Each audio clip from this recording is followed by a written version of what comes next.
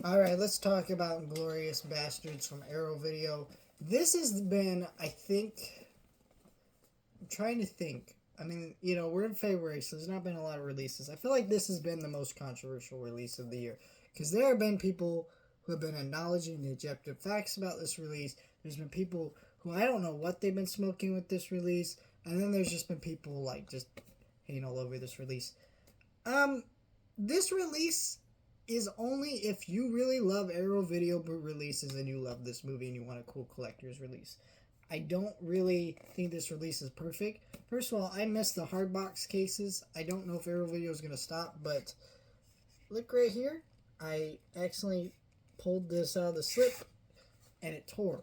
Well, if I don't have this slip, this isn't going to have the title of the movie, and it just looks like a random box on the shelf. I prefer the hard box stuff with the slip. That's just me. So that's one point against it. But this is still really cool packaging. If you love Arrow Video, of course it comes with a poster. That's already on my wall, so I'm not going to show you that. Got a little coaster here from the from that scene in the movie, if you know.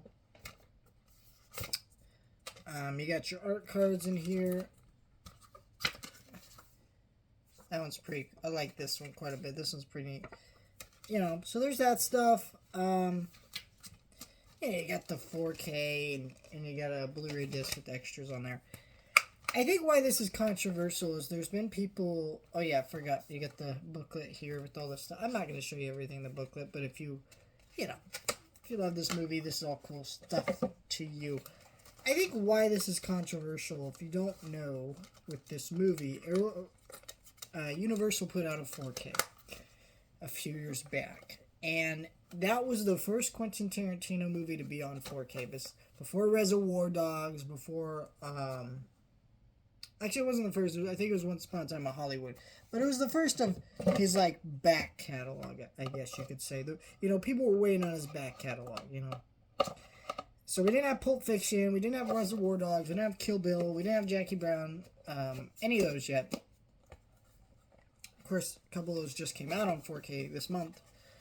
But, it's... So people were really excited about it. And I think people overhyped themselves. So when it came out and the 4K transfer was just fine, because I think it's just because it's a more modern movie. There wasn't really much cleanup that needed work, but it looked better enough, I would say. But people didn't like it, and they complained about it nonstop. People were acting like it was a T2 situation. I don't think it was that bad, but I had that 4K upgraded to this just because I wanted the packaging. I thought it was cool. And I also wanted to see if there was a difference, because I do think what's really shady is Arrow Video was not being clear if there was a new transfer on this release. From everyone I've heard talk about this release has kind of mentioned that. And I think they did that on purpose because they knew if they said, oh no, it's not a new 4K transfer, then less people would buy it.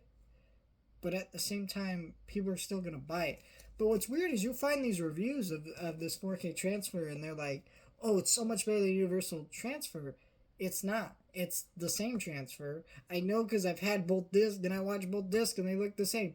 There might have been a few altercations I couldn't piece out, but I really don't notice a huge difference with this release. And that's fine. You really are just buying for the packaging. So, excuse me. If you are someone that does not care about boutique labels and you're like, I just want to own the movie on 4K, cheapest way possible, get that release. This one, it's a great release, but it's not one you dying to have or need to have, if that makes sense. Personally, I think I made the right choice getting this release. And I just gave my previous 4K release to a coworker before he quit, and I think that was, I think he was happy with that. So in the way, it didn't really waste money, That's my way of justifying buying movies for packaging, which I don't do very often, but this one is just cool to me. And I really liked it, and it was a good price. $30 for a Tarantino movie on 4K with this kind of packaging.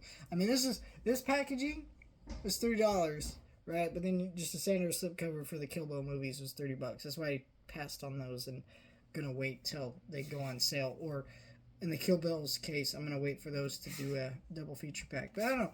Let's talk about the movie though. I guess we spent too much time talking about the 4K and the controversy. I just wanted to talk about that first because I just feel like there's so much misinformation out there. Chill a little. This movie is great great.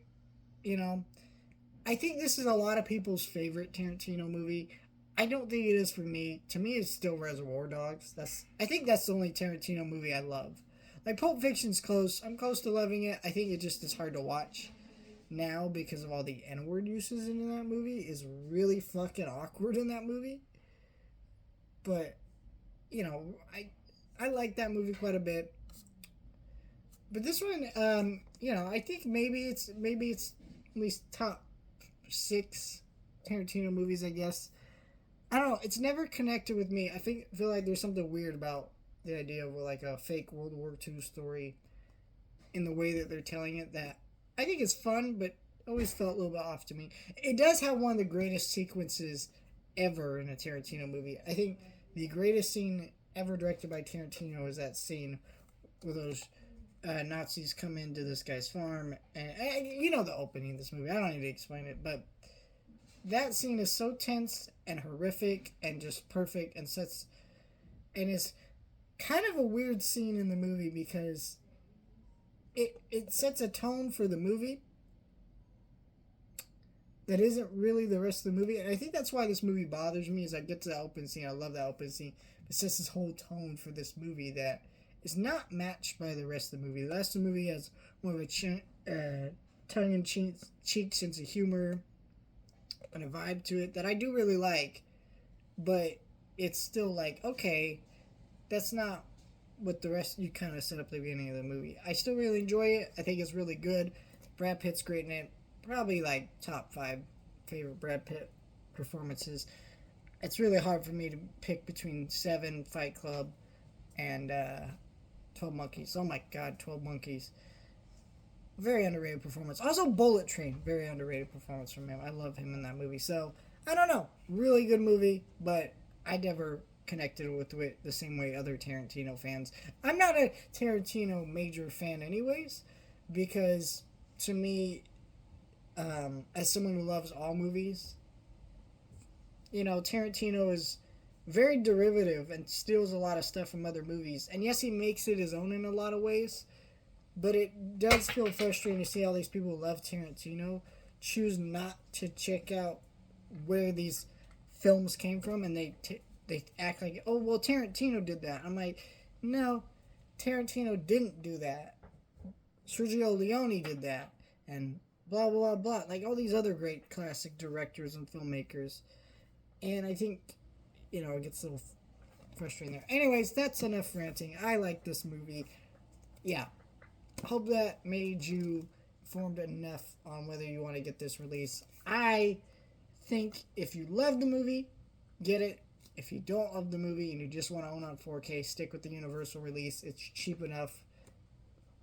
Enough said.